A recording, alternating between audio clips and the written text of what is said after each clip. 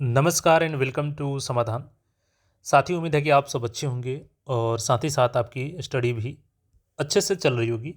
अभी साथियों थोड़ी देर पहले हमने स्पेशल ब्रांच सीएसपीसी की तरफ से जो वैकेंसी आई है 12th पास वालों के लिए, उसके बारे में हमने सिलेबस आपको बता रखा है। एलिजिबिलिटी बताया है कि 12th पास होगी।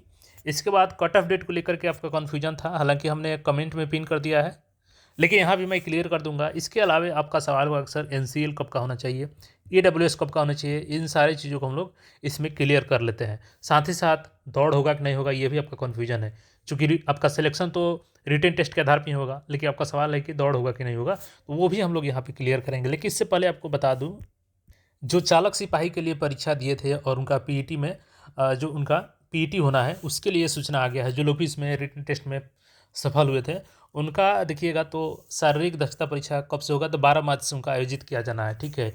और इसके रिगार्डिंग जो इनका प्रवेश पत्र है 15 फरवरी को आ जाएगा, ठीक है, वेबसाइट पे।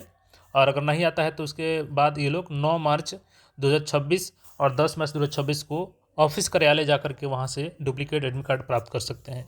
तो आप अपने तैयारी में लग जाएं, आपका फिजिकल टेस्ट 12 मार्च से शुरू होगा। अब देखिए, सबसे पहले हम लोग कट ऑफ डेट के बारे में देख लेते हैं। जो कट ऑफ तिथि है, उम्र सीमा के लिए न्यूनतम यानी 18 साल जो आपकी होनी चाहिए वो कब होनी चाहिए, तो 1 अगस्त 2026 के अनुसार। और अधिकतम उम्र सीमा के लिए भी यही कट ऑफ डेट रखा गया है, 1 अगस्त 2026। लेकिन कई सारे छात्रों का यहाँ पे थोड़ा सा नाराजगी है, और होना भी चाहिए क्योंकि ये पहली बार भर्ती आई है। तो ठीक है, आपने उम्र सीमा 1/8/2026 से काउंट किया, नए अभ्यर्थियों को मौका मिल जाएगा। लेकिन अगर आप इसको 25 कर देते कम से कम, तो 1 साल बैक हो जाता। तो बहुत सारे जो अभ्यर्थी हैं इसकी वजह से छट रहे हैं, तो यहाँ पे शायद 25 होना चाहिए था। और देखिए, योग्यता ये तो उम्र सीमा के लिए होगी, लेकिन आपका 12th कब हो जाना चाहिए, तो जो फॉर्म भरने का लास्ट डेट है 5 मार्च 2026 के पहले या इस डेट तक होनी चाहिए, तभी आप लोग इसके लिए एलिजिबल होंगे। आपका जो जाति और निवास है ये भी 5 मार्च 2026 के पहले रेडी कर लीजिए, इसके बाद का नहीं लगेगा। क्रीमिलेयर रहित प्रमाण पत्र एनसीएल भी आपका 5 मार्च 2026 के बाद का नहीं होना चाहिए। और ईडब्ल्यूएस ध्यान देंगे, ईडब्ल्यूएस वाले 5/3/2026 के बाद का नहीं होना चाहिए। और वित्तीय वर्ष कब का होना चाहिए, तो 2024 से 25 के वित्तीय वर्ष के आधार पर आपका ईडब्ल्यूएस जो होगा वही मान्य होगा। ये वित्तीय वर्ष से आपको लोग ध्यान देंगे, ईडब्ल्यूएस वाले 2024 से 25 वित्तीय वर्ष का ही आपका अलाउ किया जाएगा। इसी तरीके से जो स्वतंत्रता सेनानी है इनके भी जो रिलेटिव्स है इनका भी जो सर्टिफिकेट होगा वो 5 मार्च 2026 के बाद का नहीं होनी चाहिए। तो ये चीज़ आपने देख लिया। और जैसा कि जनरल के लिए आपका 18 से 25 है एज लिमिट।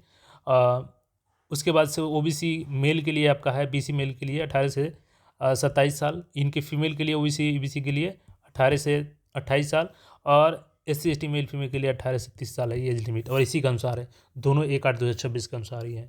तो एज लिमिट आपका क्लियर हो गया, हमने बता दिया। कट ऑफ डेट सर्टिफिकेट को लेकर के भी बता दिया कब का होना चाहिए, कौन सा वित्तीय वर्ष होनी चाहिए। इसके अलावा बता देंगे तो देखिए, इसमें कहीं भी दौड़ का जिक्र नहीं है आपका, केवल आपके जो शारीरिक पैमाना है जैसे कि हाइट वगैरह, वेट वगैरह, चेस्ट वगैरह, यही सब देखा जाएगा। दौड़ नहीं होगा, जो भी आपका सिलेक्शन होगा वो रिटेन के आधार पर ही होगा, जो कि मैंने ऑलरेडी सिलेबस प्रीवियस वीडियो में बता रखा है। और यहाँ पे एक बार देख लीजिए सिलेबस, मैं दिखाता हूँ। देखिए, यही सिलेबस हमने ऑलरेडी डिस्कस किया है वहाँ पे। तो बस तैयारी में लग जाइए आप लोग जो भी इस फॉर्म को भरना चाहते हैं, और अपने साथियों के साथ शेयर कीजिए। चैनल पे पहली बार आए हैं तो चैनल को सब्सक्राइब करके जुड़े रहें। धन्यवाद।